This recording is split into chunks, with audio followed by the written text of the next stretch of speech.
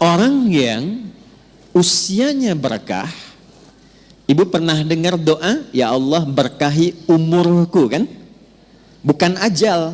Ajal dengan umur itu beda. Apa artinya ajal?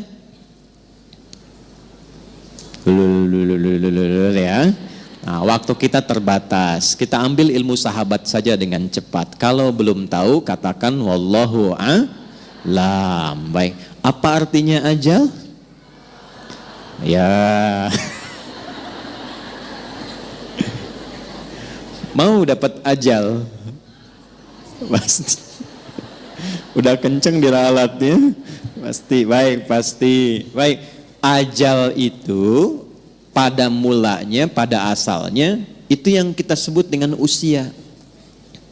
Batas kehidupan. Ajal itu batas kehidupan. Jadi usia itu kalau dibawa ke bahasa Qur'annya, atau bahkan bahasa Arab standar, itu asalnya namanya ajal. Setiap kita itu kan ada ajalnya, ada batas usianya.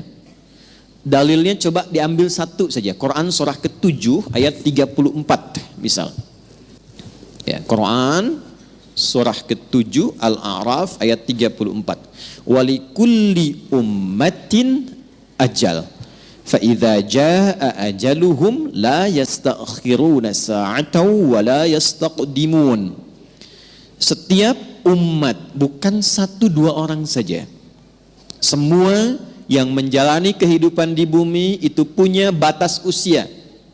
Kenapa ditekankan kata ajalnya? Untuk memberi kesan bahwa kehidupan di dunia ini tidak abadi.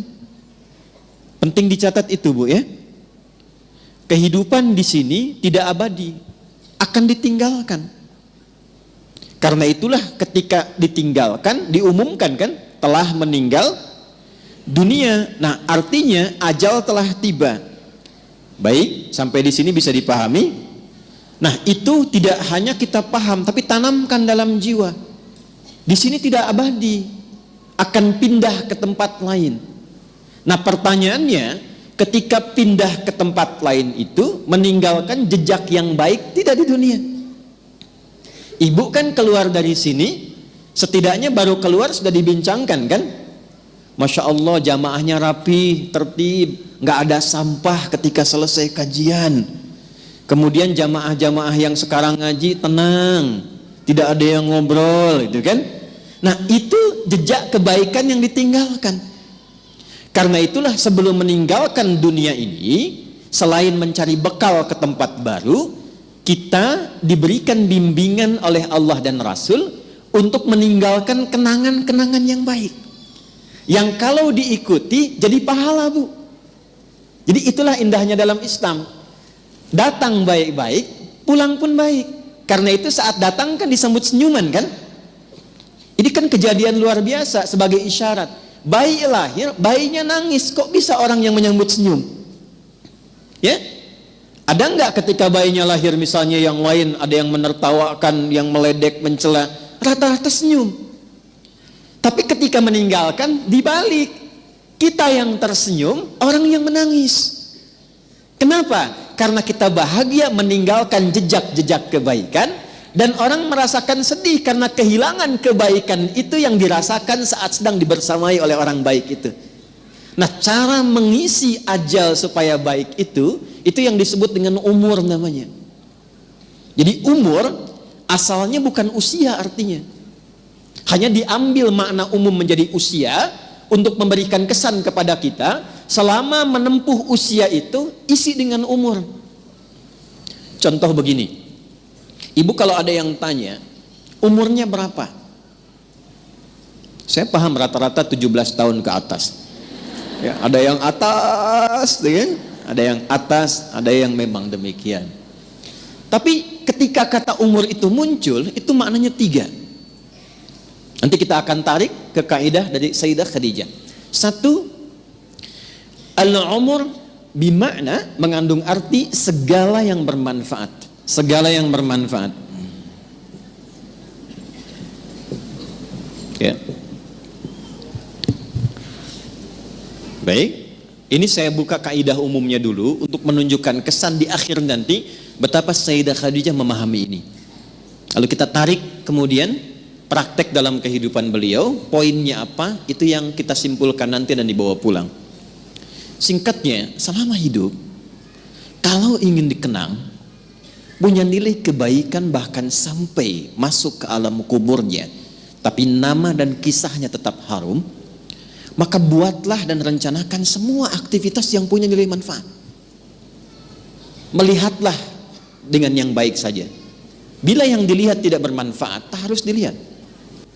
Berbicara yang mengandung manfaat. Bila yang akan disampaikan sekiranya tidak bermanfaat, bahkan cenderung menyakiti, maka abaikan. Sampai ke ujung kaki. Sayyidah Khadijah radhiyallahu taala anha, saat masih ingat kita bahas sebelum beliau menikah dengan Nabi, itu memegang teguh asas yang pertama ini. Tidak pernah bicara kecuali yang bermanfaat. Tidak pernah berkegiatan bahkan dengan kawan-kawannya kecuali yang mengandung manfaat. Bahkan beliau itu punya teman-teman untuk berkumpul, Bu. Punya kalangan berkumpul. Ya seperti para ibu lazimnya sekarang, pasti kan punya teman ya, di pengajian, bertetangga, kadang-kadang kumpul untuk arisan, kadang-kadang kumpul untuk kegiatan tertentu. Sayyidah Khadijah punya. Tapi yang paling luar biasa, semua teman-teman Sayyidah Khadijah ini ketika berkumpul itu mendapatkan kemuliaan sifat dari beliau, sehingga viral di kalangan wanita-wanita Arab pada masa itu bahwa kalau ingin melihat perempuan yang bermanfaat, inilah lihat kelompoknya Sayyidah Khadijah. Dan jangan kira kita samakan dengan era sekarang, tidak. Ibu jangan lupa, dulu itu jahiliyah, di mana perempuan itu pada umumnya itu menampilkan dirinya supaya mendapatkan ketertarikan dari para lelaki, disebut dengan tabarruj namanya. Kalau pakai emas itu nggak tanggung-tanggung, misalnya 1,5 kilo tempel di kaki kanan dan kiri, supaya kalau jalan bunyi cek gitu kan, ada yang lihat. Pakai pakaian terbuka, ya. Jadi kalau dilihat kondisi sosial pada masa itu, secara antropologisnya, secara budayanya, itu rata-rata perempuan, mohon maaf sekali, memang sangat terbuka keadaannya dan kurang menjaga diri. Tapi kalau sudah melihat Sayyidah Khadijah dan teman-teman beliau, itu semua hormat. Nyaris tidak ada yang mau bicara di depan Sayyidah Khadijah, saking hormat dan kagumnya atas wibawa beliau. Ini semua diam. Dan saat ada orang yang usil pun pada Sayyidah Khadijah, itu teman-temannya, ini sebelum menikah dengan Nabi, itu teman-teman sekitarannya itu langsung melindunginya. Berbuat sesuatu yang Allah telah tetapkan itu, jika kita menjalaninya dengan istiqamah dan dilakukan karena Allah, maka Allah yang menggerakkan hamba sekitarannya untuk menjaga hamba dimaksud. Jadi kalau dari sekarang ibu menjadikan semua aktivitas usia itu untuk menaati Allah, ya tidak harus dalam konteks sholat saja. Bukan hanya sholat, bukan hanya baca Quran. Saya ingin mengisi sisa hidup saya untuk menaati Allah. Mulai sekarang saya akan gunakan pandangan pada yang Allah sukai saja. Saya akan gunakan pendengaran pada yang Allah sukai. Saya akan gunakan lisan pada yang Allah sukai. Kata Allah, jangan gibah, saya tahan gibah. Saya tidak ustaz. Bagus. Tidak seperti ibu itu tuh. Kalau bicara, masih berarti. Tahan. Tahan. Itu kalau bisa dilakukan, Allah balas, mengangkat wibawa ibu. Jadi dari segi umur, itu akan dikenang. Ini orangnya orang berwibawa, orang baik. Ibu kalau nggak percaya silakan. Kalau melihat orang salih, solihat, malu kan kalau berkata kotor?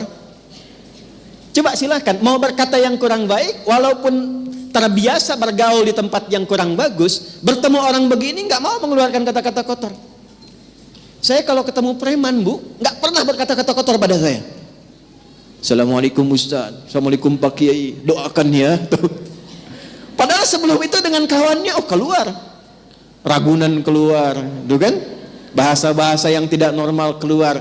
Tapi ketika kita berusaha menaati Allah dalam hal yang simpel saja, turunlah kemudian jawaban dari Allah dengan melindungi sifat-sifat baik kita untuk dikenang.